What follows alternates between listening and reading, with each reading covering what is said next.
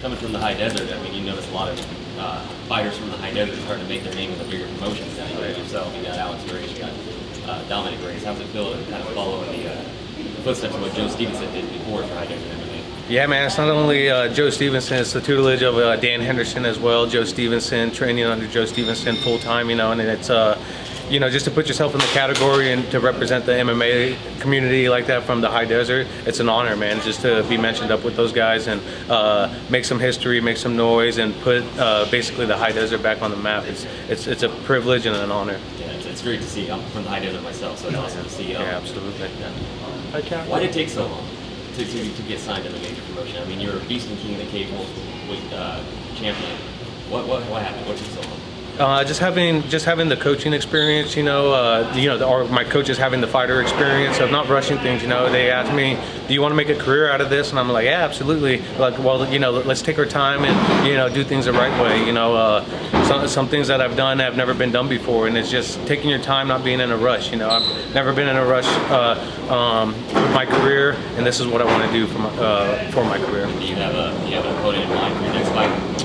Next fight, I don't have an opponent yet, but, you know, I definitely want to keep winning. You know, I definitely want to keep coming out here, putting on performances for Bellator.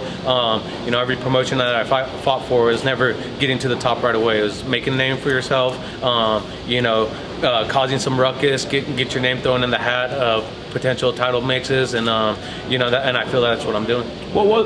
I was gonna say, what was the emotion tonight, though? I mean, as you said, you've done all this stuff on the regional stage. You've taken the slow build to get here, Absolutely. But then it's finally here. So, what was like the feeling going in, and just overall? Yeah, the feeling going in, it's awesome. You know, like you guys said, you know, fighting for a bigger promotion, you're excited. You know, some people get stage fright, not me, man. I trained with the bantamweight champion, TJ Dillashaw, you know, top 5 contender, Cub Swanson, you know, Syed Awad, who just had an awesome performance. You know, it's just like Aaron Pico, you know, being around those guys, you're not going to see anything better when you step into the cage, you know. And so I had no emotion going in. It was just like, okay, time to go to work, put on the work boots. I know this guy didn't put in as much time as I did to train, you know, so I'm ready. So I just went in there, a little more emotional this fight, and it took some time to get going, you know, but I found a way to do it and get going, you know.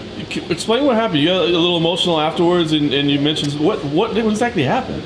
So I just got done with my shakeout with TJ at our gym, and then I get home, pack all my stuff, was on my way over here, and my kids, my 2 boys and my daughter were at a vocational Bible school up because I had moved from the high desert, and we get a call. It was about my daughter. She was not responding. She was staring off in space, you know, and it was nerve-wracking. I was like, let's go, you know, let's go up there. And she was just like, and you know, while we were on the phone, she still wasn't responding, and then she snaps out of it. And then what broke my heart the most, you know, was hearing her voice, you know, saying she wanted to come home, she wanted daddy. So you know, I was just like, I'm not fighting tonight. There's no way, you know. And she's like, well, let me call my mom, see what's gonna happen.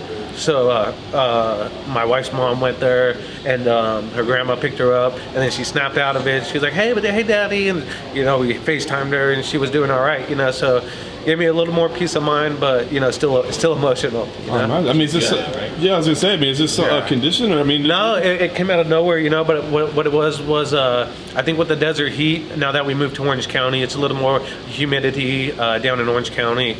Going back home, she was swimming, didn't think of anything, and then probably didn't rehydrate the right way, and you know, they're just kids, you know. So you know, they had a little slight mishap, and you know, definitely nerve-wracking. Did you talk to Bellator at all? Did you talk to No, man. It was my manager texted me and said, "Hey, where you at?" I said, "I got a family issue going on, but I'm trying to take care of it right now, you know." And he's like, "Okay, well, see if you get here at 4." And I was like, "All right." And I was like, "Well, honestly, I don't know if I'm gonna make it." And he's like, "Why? What's going on?" So you know, my daughter, he's like, "Oh crap, man. Yeah, we'll be praying for her." You know, I was like, "I appreciate it, but you know, thank God she snapped out of it and came to, you know." What's the significance behind your ring? This is my wedding ring. So yeah, just being married. It's black. Yeah. It's black. I think it's a nice ring, right? Well, it's hard, you know. I have a hard time wearing metal anyway, but my wife got me a special custom-made ring, so it doesn't have as much metal in it, so I don't get the allergic reaction to it. What do you want to do? I mean, you said slow build, right? But I mean, you're here. You got this impressive career record. You go in there and do that, which is going to get everybody's attention. I mean, are you still, hey, we'll just take what's coming and go, or do you feel like, no, I paid my dues, now I'm a contender? I think I got one more fight to make a statement. You know, my first fight, getting, you know, the Armadillo, who's a tough opponent. You know, he's definitely game like Robbie Peralta, but it was a last opponent change. Nothing I could do about it. I've been dealing with it my whole career, you know, and so I was like, all right, man, I'll take this fight. Didn't get the finish like I wanted. Broke my hand in the second, and so it kind of left a little sour taste in my mouth. And I was like, I'm getting to finish this one. Dwayne Ludwig came in town, was working with him, just stand up nonstop. Just him and TJ drilling nonstop, because people are going to start stopping the takedowns in the wrestling, you know. So it's like, okay, now we got to have the alternative and have, you know, Robbie's a beast, you know. I watched a lot of Clay Guida's fight with him, you know, and as you seen in the fight, it was the exact same. But TJ said, okay, it's time to put him away. Fake shot, overhand, it's gonna land, you know. And I was like, all right. He's like, but dude, right off the back. I was like, all right. So go in there. Did TJ call for that between rounds? TJ and Joe. Joe wanted me to. So he said, TJ said either fake the shot overhand, and Joe said he's stepping heavy, fake the leg kick overhand. Whatever we're gonna do there, you know, whatever lands first. If you catch him stepping, go overhand. If you fake the shot, he reacts. We were actually gonna go uppercut, but he said if the uppercut's not there, throw the overhand. So you know, these guys. I mean, I got Hall of Famers in my corner. They know what they're talking about. Yeah, huh? That's why I love having them in my corner. You know, they know what I do when I train.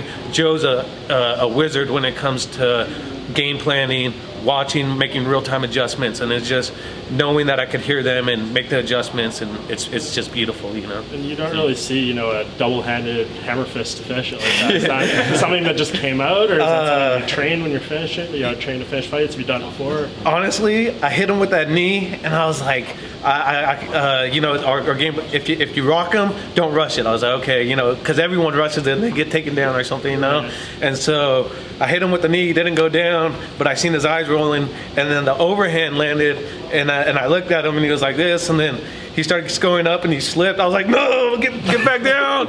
You're going away on this one, you know. So, you know, I definitely wanted to finish Robbie on the KO. You know, Joe called for it, and he said, listen, to set you apart from everyone else that's fought in Robbie, you got to knock him out. And I was like, okay, well, Dwayne's in town for the next couple months training TJ. I got TJ as a training partner. You know, it doesn't get better. And Cub, I mean, sheesh.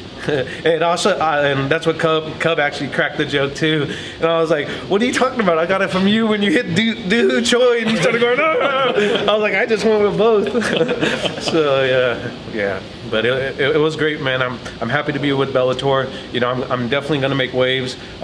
You know, it feels like I'm almost naked right now. You know, because my whole career I fought for titles. You know, and being here in Bellator is not going to be any difference. I'm here any weight class, 135 up to 155. You know, I'm here. I feel like that's my destiny in MMA, is to go in there. You know, how am I going to set myself upon all the other great fighters that are come before my time, going in every division and trying to conquer it, you know? I feel like that's my destiny. I feel like I've done it with King of the Cage, that's, you know, who's been there forever. King of the Cage, you know, they know how to promote, they know how to bring you up. And so, coming from an organization like that with Terry Treblecock, he knew what he was doing for me, you know. So we had full faith in him as a team, Joe Stevenson and I. So, you know. How do you feel like match up with the champ? Oh man, all of them. I feel like I match up great with all of them. You know, I feel I'm a hybrid of Joe Daddy Stevenson, Dan Henderson, TJ Dillashaw, getting in with Dwayne Ludwig now, Mark Munoz, Cub Swanson. I mean, the best thing about me, I'm real coachable. You know, I take something from everybody and I try to utilize it. I mean, Dwayne, I was hitting Mitch with him for 2 days. We go to spar, I hit every combo that we're doing. You know, he's like, oh my God, you know, he's stoked. So. I feel like we could game plan. Joe Daddy's a great at game planning. I feel once he breaks someone down, we'll adjust in the fight too. We match up with anyone.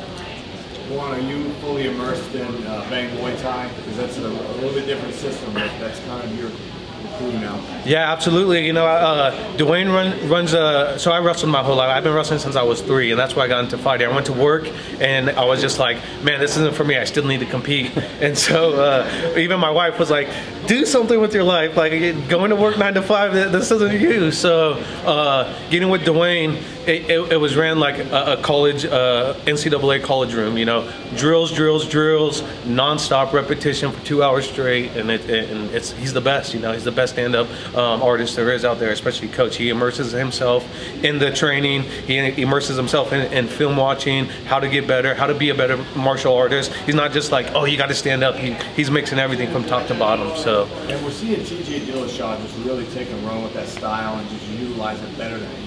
Oh yeah, it's quite impressive. Oh yeah, TJ's the best at it, and to have a partner like that. I mean, I told him, I was like, I thought you were gonna yell at me in between corners because he's so fast with his kicks. You know, he told me to stop reaching for him, and so I got trained to block close. And when Robbie kicked, it was so slow that I got to reel, and I was like this, and I almost fell into the kick. I was like, man, I thought you were gonna say, what are you doing? I told you not to reach for kicks, but you know, like you said, TJ's the best with the Bang Muay Thai. You know. So it's awesome having them with me.